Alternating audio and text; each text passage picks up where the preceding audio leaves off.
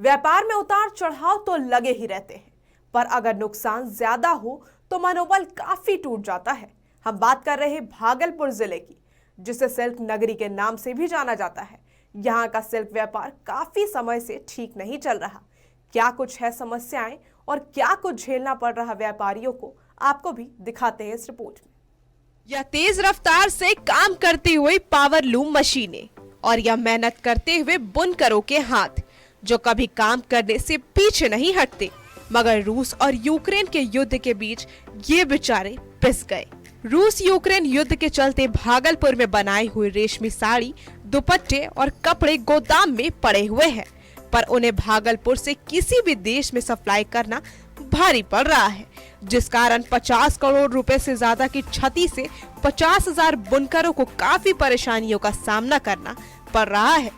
बुनकरों की माने तो अगर केंद्र और राज्य सरकार थोड़ा सा भी ध्यान दे दे तो उनकी स्थिति सुधर जाएगी। और रूस से जो जंग हो रहा ना, उसके कारण से काफ़ी हम लोग को इफेक्ट आया है व्यापार में। और पहले आज से 2 महीने कबल जो कुछ सही था, आज के डेट में हम लोग को इतना है कि लेबर को पैसा देना मुश्किल हो रहा, माल काफ़ी जमा हो गया। अब हम लोग सोच रहे मशीन बंद होता है, इतना स्थिति खराब है कि हम लोग काम करने के लायक नहीं है। सारा रोजगार हम लोग को ठप पड़ा हुआ। कहाँ माल जाता था? हम लोग का तो रूस भी जाता था, यूक्रेन भी जाता था, मलेशिया भी जाता था, इंडोनेशिया जाता था और आपका अमेरिका भी जाता था, इंडोनेशिया भी है, फिर आपका विदेशों में विदेश में सऊदी अरब भी जाता था, और भी मुल्क में बहुत से बांग्लादेश जाता था। ये सब में काफ़ी इफेक्ट पड़ा।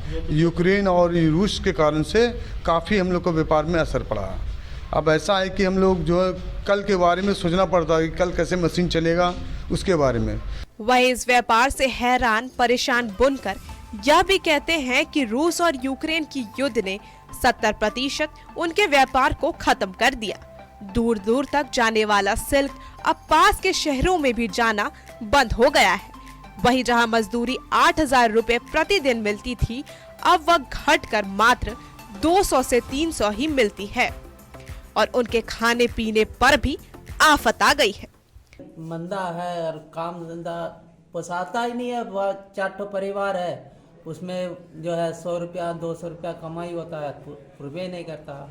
बहुत परेशानी वाला हिसाब होता है।